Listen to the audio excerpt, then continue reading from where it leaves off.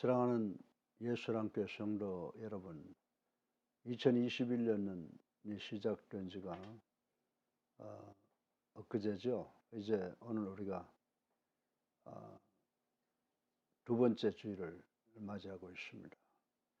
지나간 시간에 레위기 2장을 통해서 하나님께서는 이스라엘 백성들에게 번제와 소제를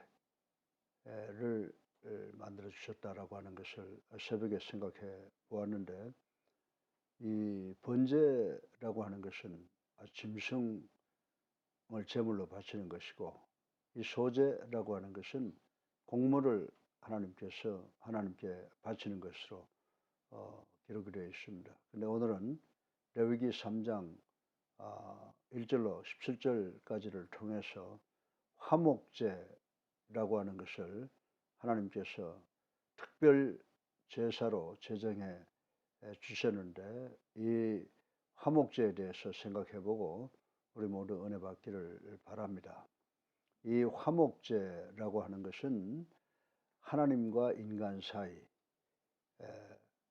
친교를 가능하게 하는 그런 제단이었고요.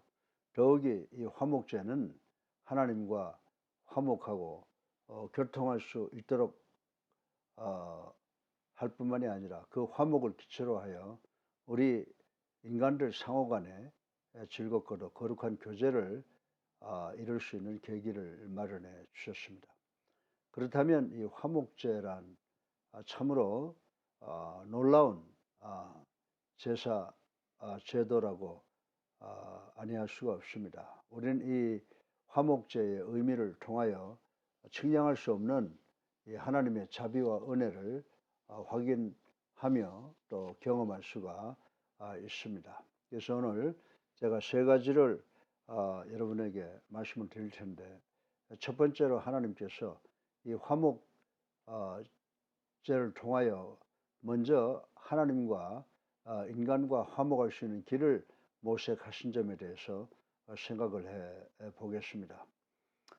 신학자들이 또 그렇게 해석을 합니다마는, 성경을 보면은 우리 기독교는 그 하나님께서 먼저 인간을 찾아오신 그런 종교라고 말씀을 하고 있습니다. 그렇습니다. 이 교리는 인간이 신을 만들어내는 다른 종교와는 엄격히 구별되는 것입니다.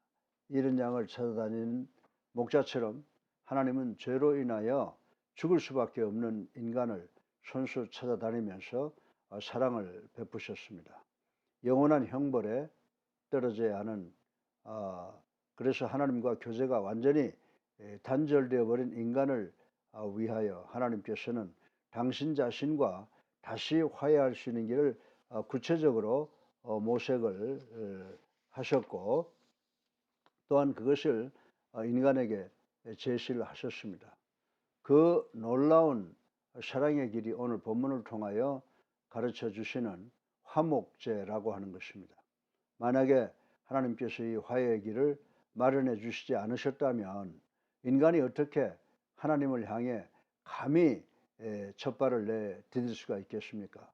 하나님께서는 손수 평화의 잔치를 벌려놓고 인간을 초청하셨던 것을 우리는 인식을 해야 됩니다. 그리고 어떤 사람이라도 그 잔치에 참여하기만 하면 하나님께서는 기쁨으로 그를 맞이하실 것입니다. 우리 금년 2021년을 맞이해서 우리가 하나님께 나아가는데 최선을 다하는 우리가 되기를 주님의 이름으로 축원합니다.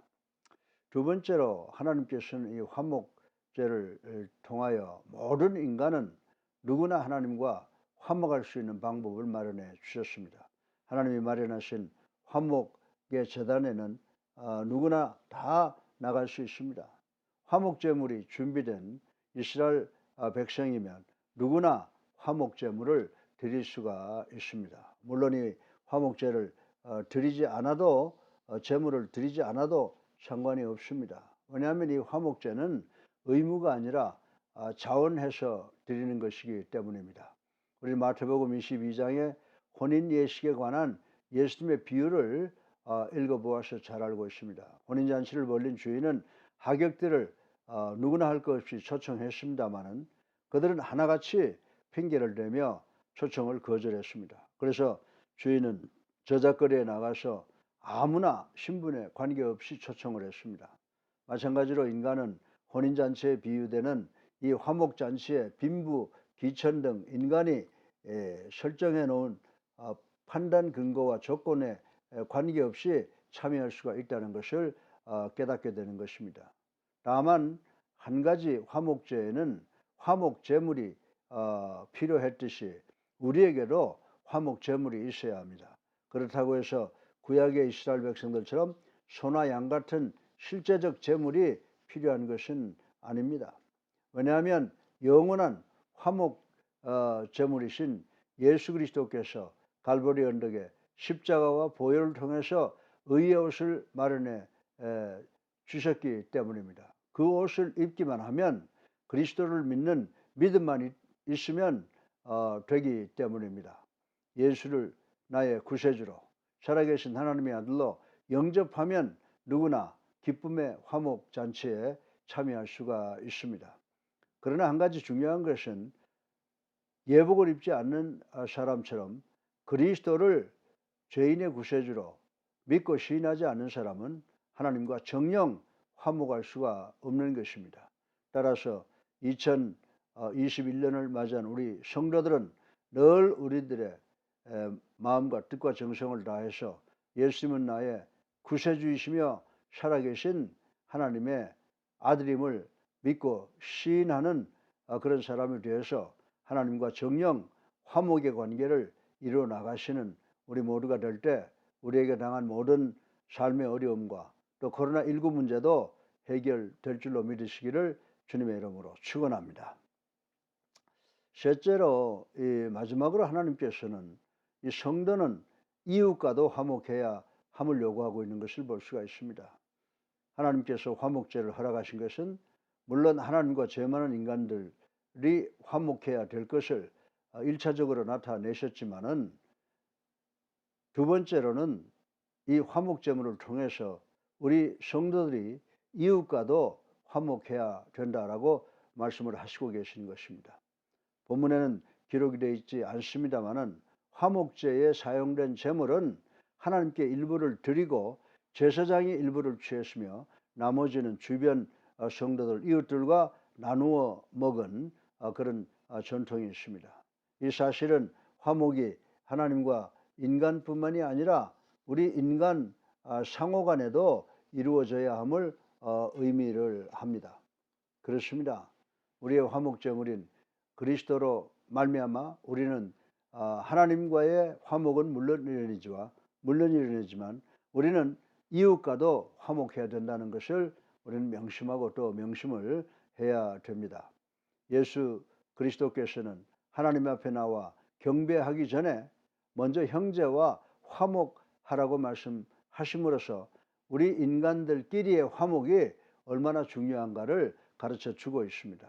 실로 하나님의 화목케 하신 은총을 누린 자라면 누구나 이웃과 늘 서로 화목하는 생활을 해야 합니다. 그리고 그렇지 않고서는 진정한 하나님을 아버지라 부를 수가 없습니다.